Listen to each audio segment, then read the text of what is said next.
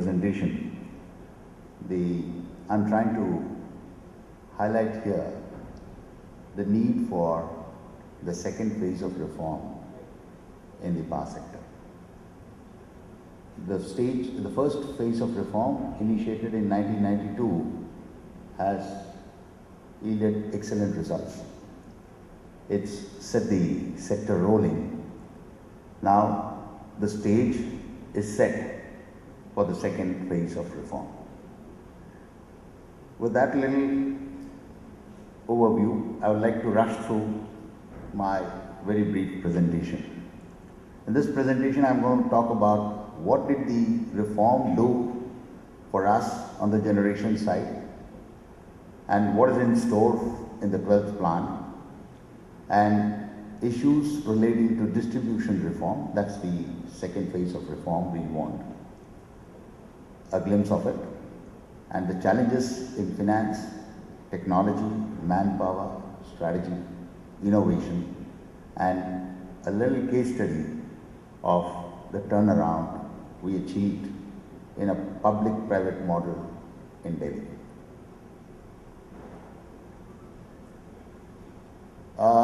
Today we have an installed capacity of 206,000 megawatt, and the grid demand we meet, is about 125,000 megawatt.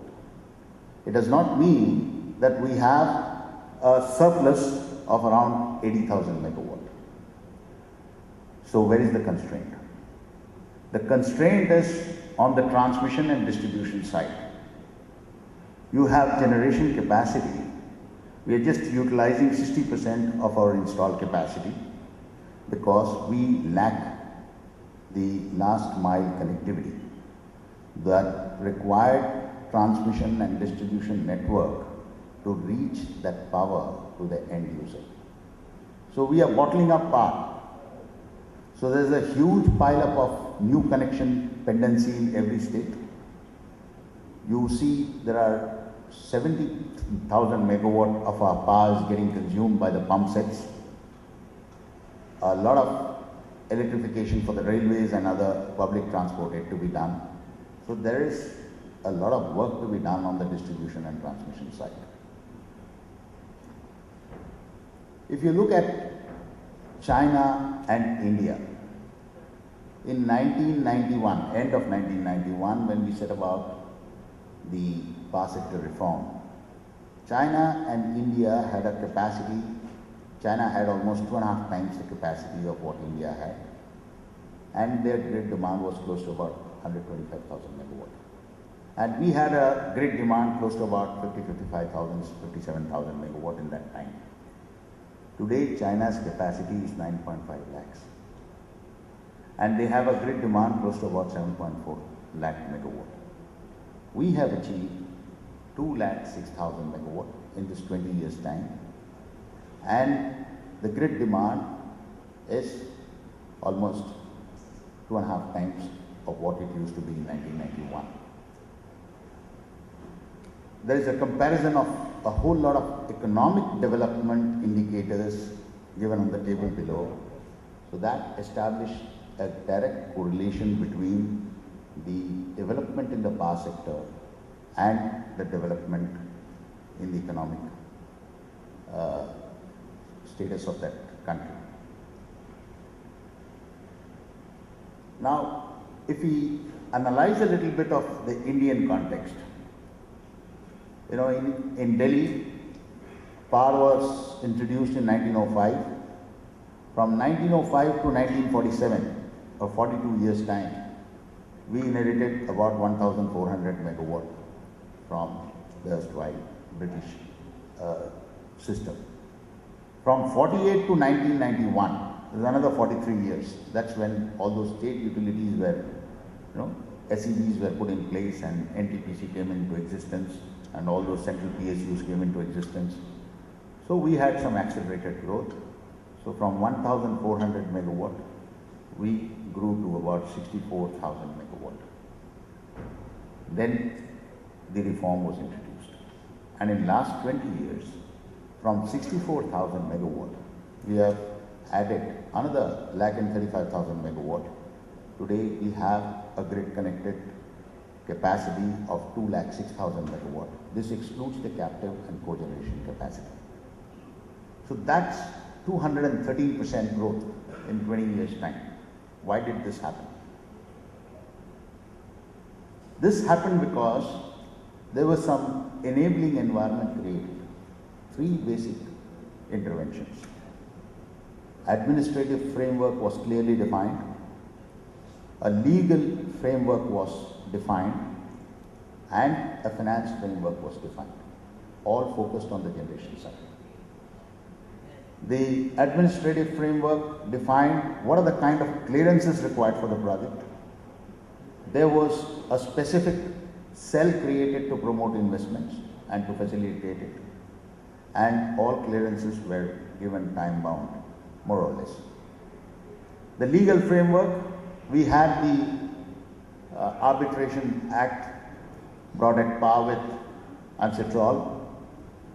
We allowed the foreign direct investments and created the required legal environment for it. The finance framework, we allowed special purpose vehicles, JVs, project-based financing, assured return on equity, cost-reflective two-part tariff, which clearly defined what will go into each of those tariff components. And then we provided incentives. We gave some tax holidays and duties and tax concessions and everything. All these enablers worked. And in 1992, we had just about 1% of the total capacity from the private sector. Today, almost 30% of the total installed capacity is from the private sector. So we could tap a whole lot of investment from the private sector by these enabling environment and enabling provisions. Now you look at the global scene. USA is with 10 lakh megawatt, closely being trailed by China at 9.5 lakhs. Japan is 2.8, Russia 2.3, and we are sitting at the fifth spot at 2.06. Germany, Canada, France, all those countries are way behind us. And if you, in the 12th plan, we intend to add another 80,000 odd megawatt. Then we expect to be on the third spot, because there's not so much happening on the other two places. And in the 12th plan, we expect the private sector to invest about 57% of the total investment coming into the generation side. So you see the kind of growth. It's grown pretty well. Now, if you look at what is the matching investment you need on the transmission and distribution side, there is no concerted effort. The total money required in the sector is close to about 11 lakh crores. And out of this, we have absolute clarity of how this 4.5 lakh crores on the generation side is going to come. And to a great extent, we have certain clarity on the transmission side, but the projects are yet to be offered in that scale to the private participation. But on the distribution side, where you require almost an equivalent amount of investment like that of a generation, we have absolute no clarity.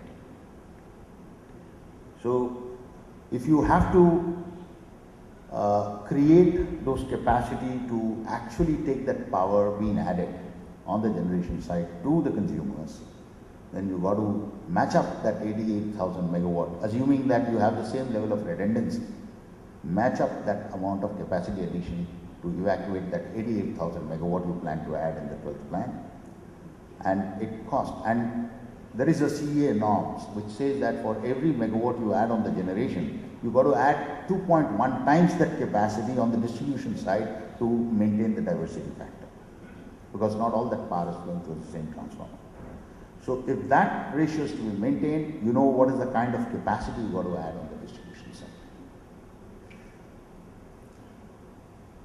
Now, what is the organizational setup we have to create this kind of a capacity on the distribution side?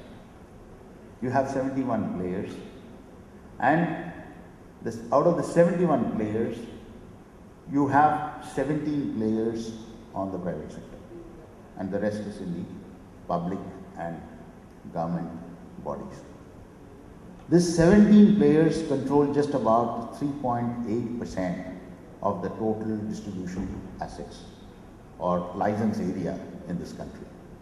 96% is still with the state utilities. And those 3.8% are predominantly in urban areas except for one state. And we all know very well the performance levels of this state vis-a-vis any other place. This is an old data because I don't have the updated one. This is from the PFC source. Even in 2009, we can see that the experiment carried out in Delhi through a public-private participation, how it compares with the rest of the states. It has only improved further. We're just waiting for the next report.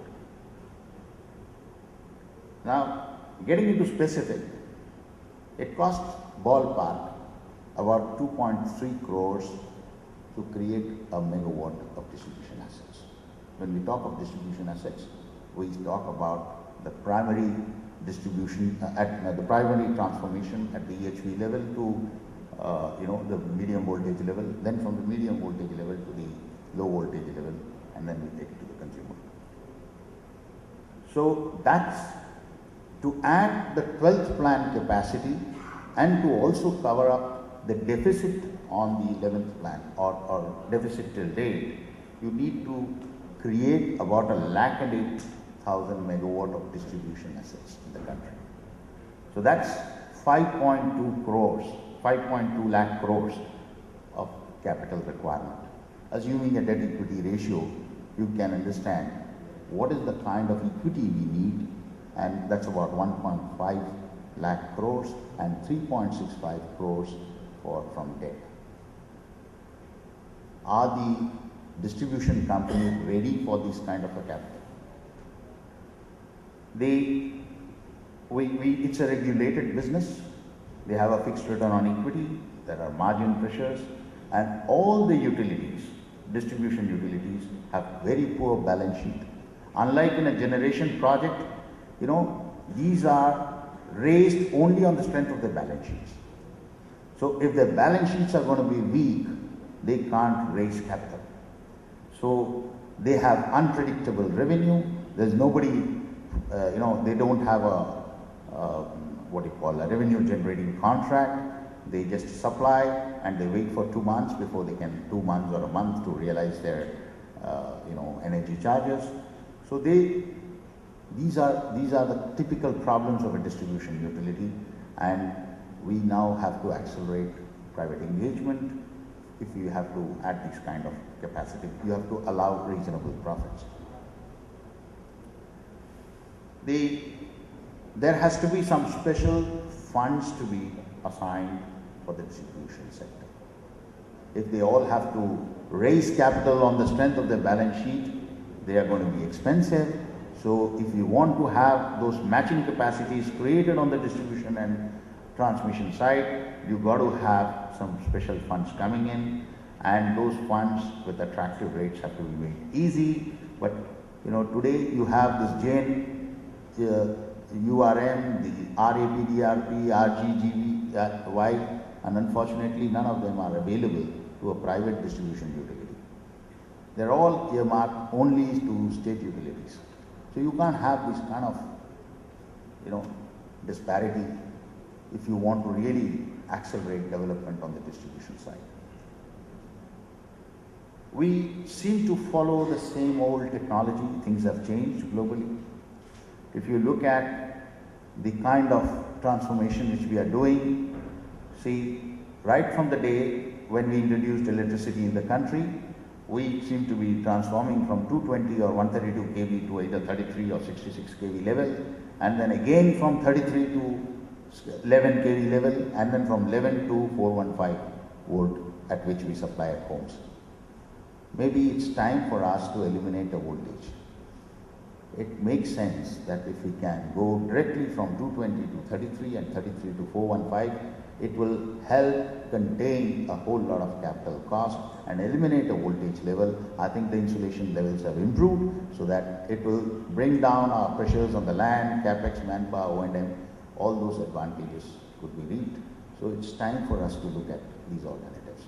If you look at globally, for example, EDF in France, they have 220 to 22 and from 22 to 415. So one voltage level has been eliminated. So it's time for us to also look at those options. The distribution sector provides the maximum job in the Indian power sector. We have a norm called a man-megawatt ratio. Typically, for every megawatt you add on the generation side, it generates a job for one guy, one person. So if you are going to add 88,000 megawatt on the generation side in the 12th plan, you're going to create 88,000 jobs.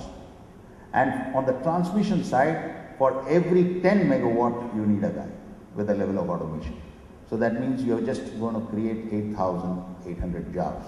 But on a distribution side, depending on the geographical spread of the license area and the level of automation, it could be anything between 5 to 15 men per megawatt.